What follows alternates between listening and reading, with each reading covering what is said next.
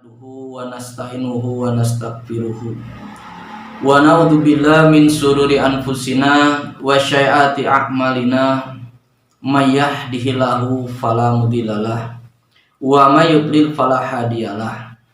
Asyhadu an la ilaha illallah wahdahu la syarikalah wa asyhadu anna Muhammadan abduhu wa rasuluh alladzi la nabiyya ba'da amma ba'du.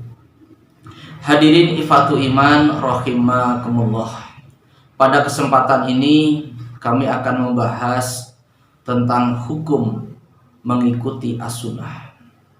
Para ulama sepakat bahwa as-sunnah merupakan sumber hukum yang kedua di dalam Islam. Tentu mengikuti as-sunnah adalah hukumnya wajib. Ini disandarkan kepada firman Allah Subhanahu wa taala pada surat Al-Ahzab ayat ke-21, di mana Allah Subhanahu wa taala berfirman, A'udzubillahi minasyaitonirrajim, laqad kana lakum fi Rasulillahi sallallahu alaihi wasallam uswatun hasanatun. Dan sungguh telah ada pada diri kalian yaitu contoh yang terbaik, yaitu Rasulullah sallallahu alaihi wasallam. Dan ayat ini menjadikan satu dalil dan termasuk menjadikan satu batasan bahwa tidak ada perbuatan yang berkaitan dengan ibadah, sebesar dan sekecil apapun, kalau itu dinamakan ibadah, tidak ada yang lebih baik dari apa yang telah dicontohkan oleh Rasulullah. Artinya jangan menganggap ibadah itu lebih baik kalau tidak ada contohnya dari Rasulullah Sallallahu Alaihi Wasallam.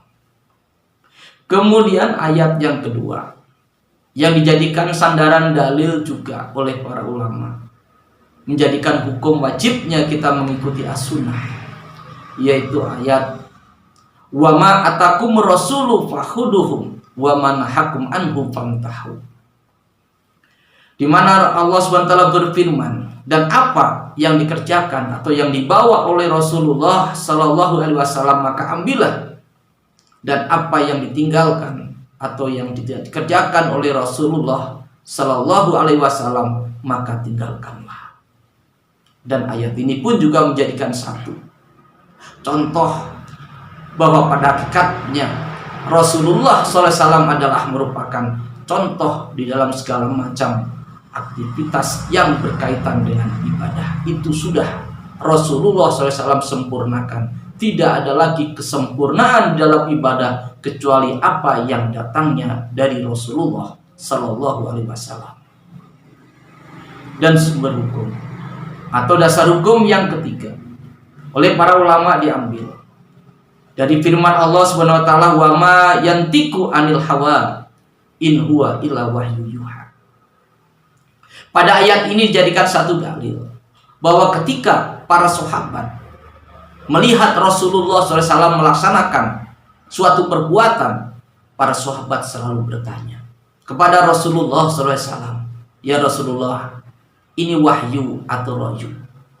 Ini adalah merupakan bagian wahyu.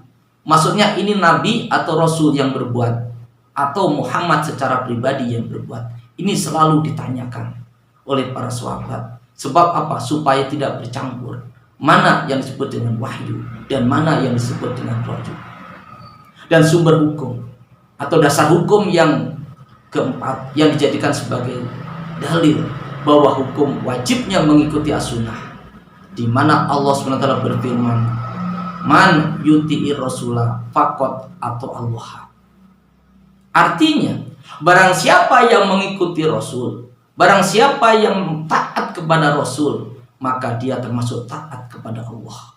Dan ini menjadikan satu dalil bahwa ciri orang yang takwa, ciri orang yang tunduk kepada Allah, orang yang patuh terhadap perintah Allah adalah hanya orang yang mengikuti Rasulullah Sallallahu Alaihi Wasallam.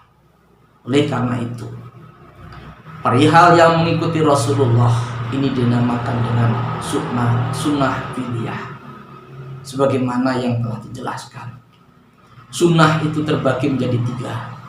Ada sunnah kauliyah, ada sunnah fi'liyah, ada sunnah takririyah.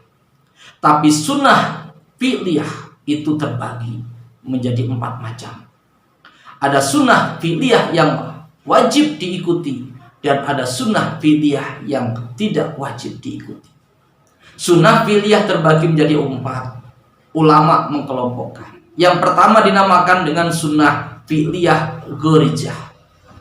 Di mana sunnah fi'liyah gharijah ini adalah perbuatan yang keluar dari insting pribadi Nabi SAW, di mana diungkapkan dalam Al-Quran, Anna basarun mislukum, bahwa aku adalah manusia biasa seperti kalian. Artinya apa? Manusia, jiwa manusia ini adalah merupakan insting Rasulullah SAW, seperti perasaan Rasulullah ketika nangis, ketika sedih, ketika tersenyum, ataupun ketika lainnya. Ini adalah sunnah gharijah yang keluar dari Rasulullah.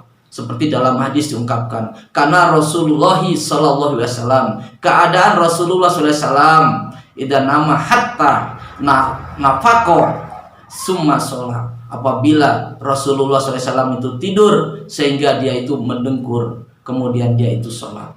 Mendengkurnya Rasulullah ini bukan bagian daripada sunnah, ini adalah sekedar gharijah.